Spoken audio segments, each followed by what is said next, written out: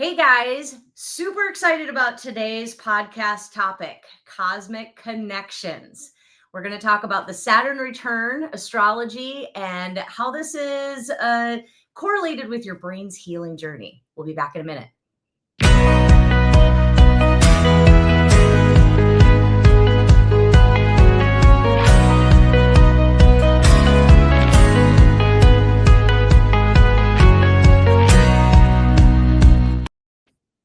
Hey guys, welcome back. I'm Dr. Michael Longyear. This is my wife, Dr. Meaghan Longyear. We practice together in Jacksonville. And I think you can guess who picked today's topic, cosmic connections. This is where we get a little bit off the rails for me. I think she picked this one because she wanted me to be a little more quiet for this. She's definitely going to do more talking on this one, at least in the beginning, than I will. But, this is one of those weird connections for me. I've always said I'm very scientific. For those of you guys that know me, I need 3 research articles to support pretty much anything that I say. And I'm always kind of reading and trying to learn and gather as much information as I can in that realm, right? But this is one where, Dr. Meg is the opposite. She goes, and as long as it feels good and feels fun, she goes down that rabbit hole. And this is one that we were doing a talk, or she was doing a talk at one point. She was doing a class on astrology. And I've always, I think it's fun to read your horoscope and kind of play with some things. And I've always taken the for entertainment purposes only very seriously when they say that. But this is one where she was standing up there talking, and I was at the class because I was helping out and doing some things. And she was talking about all these things that lined up with the astrology of certain aspects of things. And it was like, wow, there's very much a neurological connection to those things too. And so we thought this would be a fun conversation or a fun bridge into maybe how these two worlds blend a little bit. I've always kind of said that, I've learned some really weird sciences and some really, traditional sciences. It's fun when you start to look at things like traditional Chinese medicine and the meridian systems, something that's been around for more than 5,000 years. Or when you look at like chakras and how they line up in different parts of neuroscience and neurology. And so now that our understanding is going into this idea of quantum physics and quantum neurology and things like that, I think there's a better understanding and a better knowledge base around this. And so this is one of those that I feel starts to line up a little bit more with the neurology of things than maybe I would have given it previous credence. So this is an interesting topic, and I know nothing about astrology. I'm just going to preface that. Just the stuff I bring to him. This all kind of started around the COVID time when everything kind of shut down and we had a lot of free time on our hands, and both of us don't really do well with free time and don't really know what it's like to have time to sit around. So I had to keep myself busy with things, and I had a list of stuff that I wanted to look into, and just so happened in my inbox one day, I got an astrology class notification, and I thought, well, you know what, that might be kind of cool just to kind of see a little bit more. The same as him, I would read my horoscope and be like, oh, that's so cool. Yeah, that kind of applies, and whatever. Try to read at the end of the day. Don't let it affect my day. But as I dove into some of these classes, I was blown away at how much I felt like this actually described a lot of my characteristics. Looking at started looking at patients, and it just made a lot of sense. So if you don't know much about astrology, I challenge you to go ahead and look up some of these different things that we're going to cover today, just because it's interesting to kind of see how that this has already happened. Things might have already happened in your life, but how that makes sense of, yeah, it's what I was kind of going through. And gives you a little bit of an understanding of stuff that maybe we don't all really get an education growing up. So in the class that he was talking about, we used to have some classes here at the office. We talk about crystals, different astrology, just different things to kind of challenge people to think about other things out there that can help us with our healing journey. And the Saturn return was a really, really profound thing that came through in our lives when, well, as I described everything to you, and we made correlation of the dates and whatnot, that we had a class on it, and a lot of people in the class were really blown away at like how this applied throughout their lives. So each of the planets have a meaning. So each of them have, like right now it's Christmas time. So Jupiter is looked at as the planet of abundance and a planet of great things, money and abundance and wonderful things. And Saturn, on the other hand, is more of discipline and focus, and we got to get things done. I like Saturn already. Like that's already like, I didn't even know that part, and I'm already like drawn to Saturn way more than the other ones. So. Focus, drive, all of these things. So it was described to me like, think of think of Jupiter as the Santa Claus, jolly Santa Claus, and then you think of Saturn as like that principal in school that's trying to help you achieve your goals and keep you focused and keep you on track. So when you think about that aspect of, where that is, and, we're not going to get into natal charts and all of the depths of it, just kind of talk more about how Saturn, when you're just an overview of your natal chart, for those of you that may not know anything about it, the moment that you're born, the time, the place, everywhere where you're born, your natal chart describes where the planets were at that moment of your birth. So if you go online and you do a natal chart, you're going to put in your time, you're going to put in your date, when you were born, where you were born, and then it's going to give you your natal chart. So you can look and see where certain planets were at that moment. Well, Saturn comes around the sun. So hold on, I want to go back to something real quick before you get into that. Just again, this is something that I find interesting as far as how you then apply this to science and neurology and different aspects. And because I didn't know this, so I'm kind of learning some of this as we go here too. So the natal chart is based on not only what time you're born, but where you're born in the planet and things like that as well. So when I look at this, it immediately draws me to this idea of like quantum entanglement or string theory in physics, and try to understand how things are connected in life. So, if you're looking at it in that aspect or looking at it from that relationship, it makes a lot more sense to me, because if something is part of something, it's always part of something. They did a really cool experiment, and we use a technology here in the office. That's why it was kind of in my mind. If you guys have ever heard of the Hadron Super Collider, it's a giant 5-mile tube in Bern, Switzerland, where they found out that protons, neutrons, and electrons were not the smallest part of an atom. They actually took and they exploded protons and blew them up, and they found quarks. They found out there was something actually smaller that makes up protons, neutrons, and electrons. And so what they did was, in one of the atoms that they exploded, they took an electron from one of them and they drove it or flew it to Alaska, and they kept the other one in Bern, Switzerland. And they did these studies on the atom, and they would use a magnet to reverse the spin of the electron in Bern, Switzerland, and the exact same thing would happen to the one in Alaska at the exact same time. So it opened up this understanding. It's really what drove a lot of the research into quantum understanding, whether it's mechanics, neurology, physics, all of those things.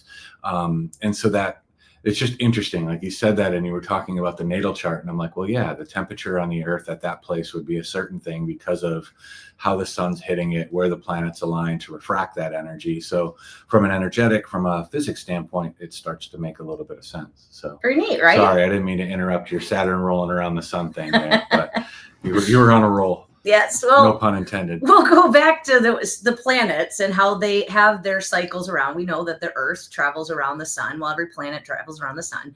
And Saturn takes about 28 years, they say 27 to 30 years to come back around to where it was in your natal chart. So it'll revisit the place it was in your birth around about that time. So what was interesting when we kind of dove into this was around that time in your life, because the Saturn return happens normally about 3 times. It'll happen in your late 20s, late 50s, and then in your 80s again. So, but every 7 years, there is that as it breaks down into those 7 years, that those are pretty big markers of time for people. So when we get to the actual Saturn return, when it returns to the place that it was when you were born, is when something big is happening. So usually people are having like life changes. They're having a new creation in a job. They might be changing careers. They may be changing things in their relationships, getting married or having a child or doing something. But it's a lot of times big changes, big challenges, shifting the direction or coming into, more of you as that person. And again, this is your late 20s. So kind of coming into the 30s.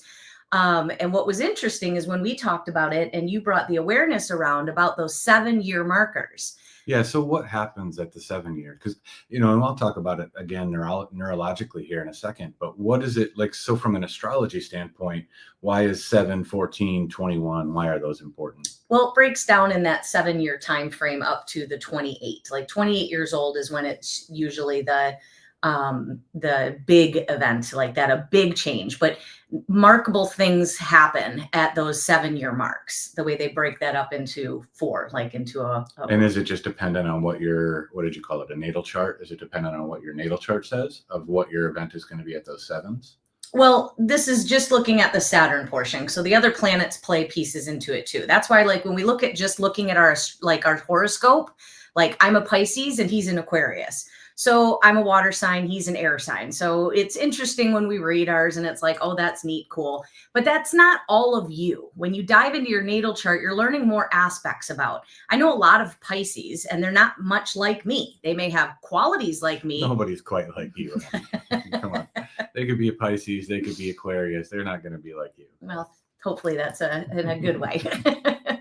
But people are different. And I always thought about that growing up. Like, well, I know this girl and she's a Pisces. I know that guy, he's a Pisces, but they're different than me. Like a lot of the ways that I think, the things that motivate me, the things that, discipline me and create focus in my life. So when I studied all of this and started realizing just how much the moon is all about emotion. So where that was in your natal chart will have a huge effect on how you express your emotions. Saturn, that is more around like that discipline and like where you're going and where you want to be. So at those 7-year marks are usually big events that are happening. And it may not be a big event like huge at that exact moment, but around about that time where you might have, you can look back at 7 years old and you might have had, you started something new and it changed the direction of your life. You started playing baseball and now baseball's your thing.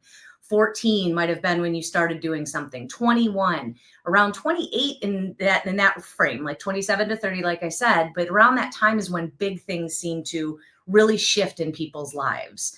But it's in every 7 years that you'll notice that if you look back at your ages, was something going on in that time that might have been, a profound thing for you that, you can kind of connect to at 14. And this is where I was blown away when you started talking about the brain. It's just about at those ages, what the brain's doing in the development.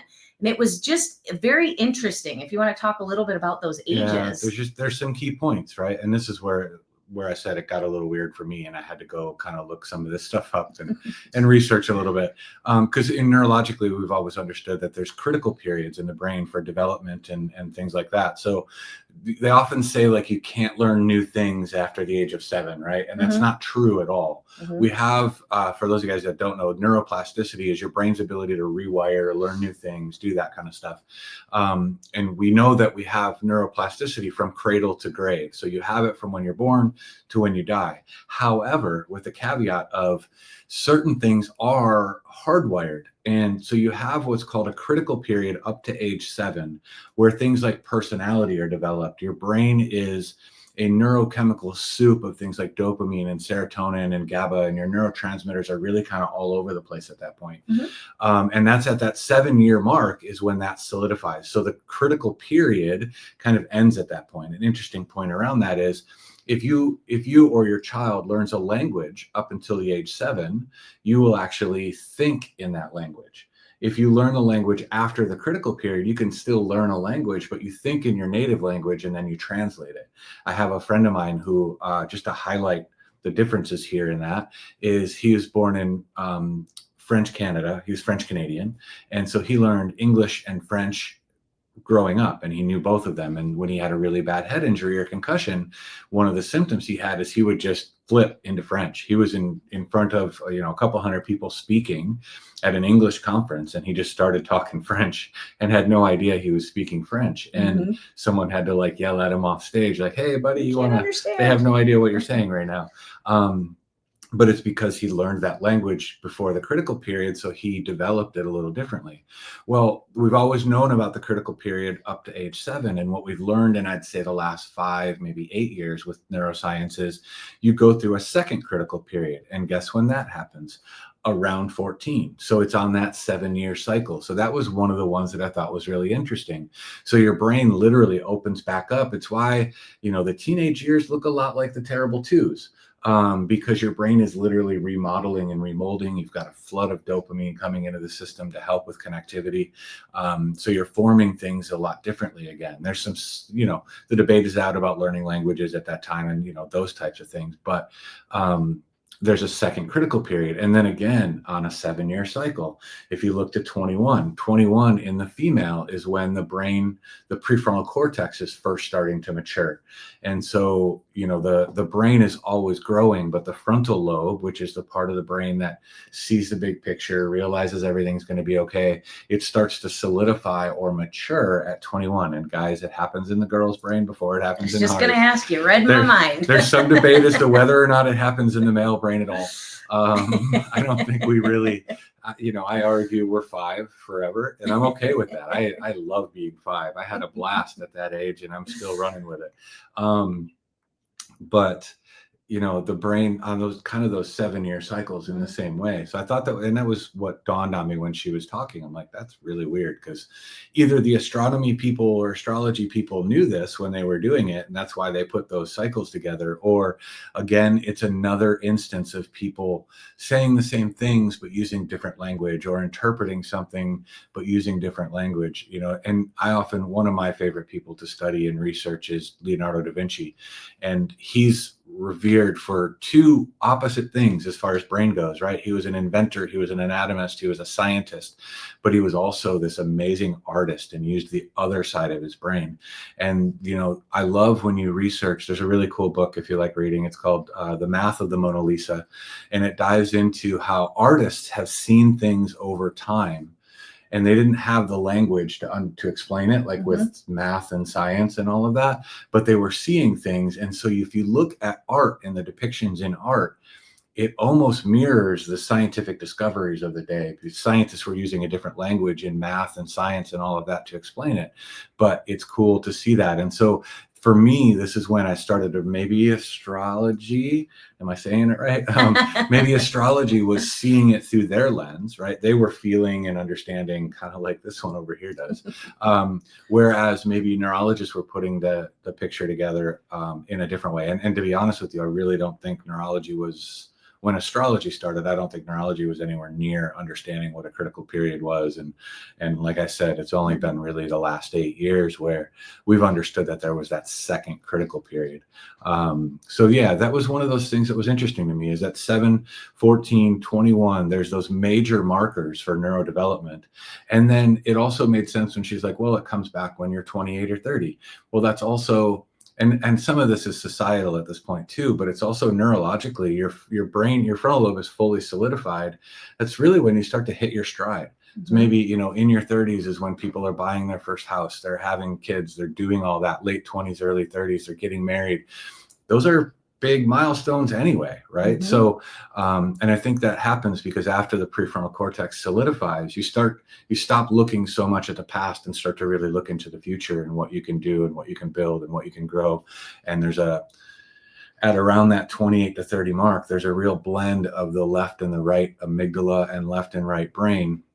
Left brain being more related to the past, and you start to compare where you've been, and you really learn how to get where you want to go.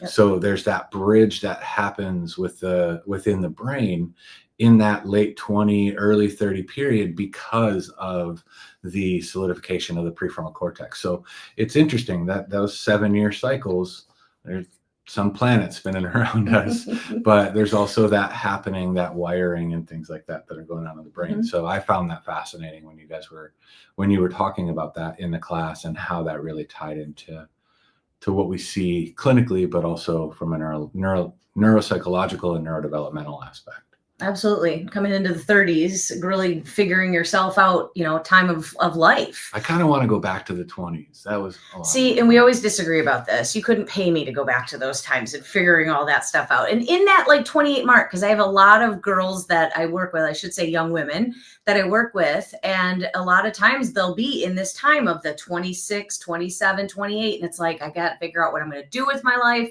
I got to, I should be having kids. I should have a family. And some of that stuff, yes, is, society pushing it on us and stuff. But in that respect, that's where our minds are. It's almost like these energies out in the universe, in the solar system, are affecting as this part's coming around. It's challenging you to kind of look at your life and see where you're at and what is it that you want to do and and a lot of times, people will comment, well, that was a hard time. The 27, 28 was so difficult and so hard. We went through some of our biggest changes at that time in our life. I mean, that's when we quit drinking. We got engaged. We decided to get married. We picked everything up and moved to Texas from Michigan. I mean, the lady that was teaching my class was blown away when we started talking about all the stuff that went on in our Saturn Return. We never do anything halfway. It's all or nothing, pretty much everything we do. So yeah, if but we're going to do one good thing, you might as well do 9, right? Most people don't. But in that, you look at that was a really hard time. There was a lot of change. It was a lot of shifting into a new role of who you were and kind of figuring yourself out, but all again in that time frame. And that helps change you for who you're supposed to be and the things you're trying to discover about yourself, the healing path that you're doing. So a lot of us can, that might be listening, you might think back to that time in your life and see what was going on around 27, 28. What was happening in your life? What big changes? And sometimes it may look like it was a bad time and it was a hard time, but everything sets us up for something. We're learning something in everything that we experience. Maybe you can look back at 21, 14, and 7 and see something that might have been a shift or a change for you. And know that as you're moving forward into your 40s and 50s, more of this is coming around. So one of the things I'm going to challenge you guys to do, we'll put the links below in the comments.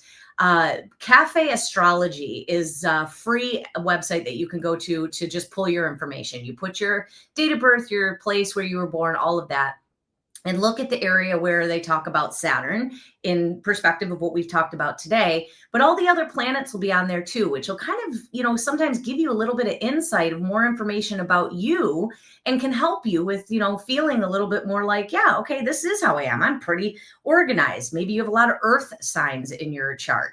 These kinds of things can really help kind of make you understand you better as you're kind of working through your growth and what you're trying to do in this life and your healing journey and all of those kinds of things.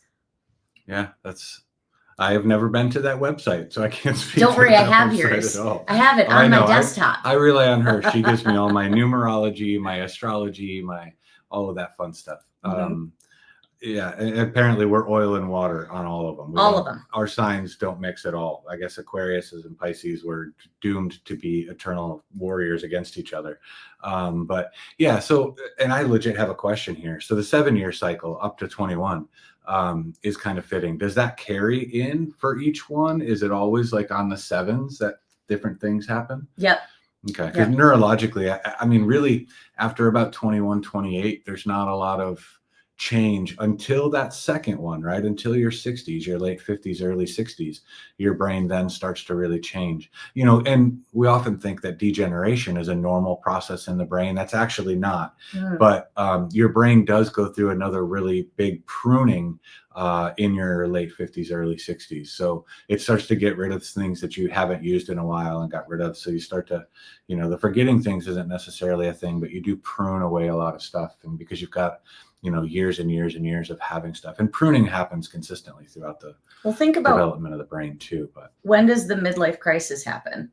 Like mid-40s usually, right? I feel like I've had a midlife crisis for a while. Yeah, no, I think that's 30s and 40s, but that's a totally other thing neurologically. Exactly, but that falls in line with the Saturn return. That's about halfway point before your second return. Okay. Yep. See, blowing your mind. I can blame Saturn if I want to buy a Porsche. For me, it's not a Porsche. I want to buy a plane. I want to fly things.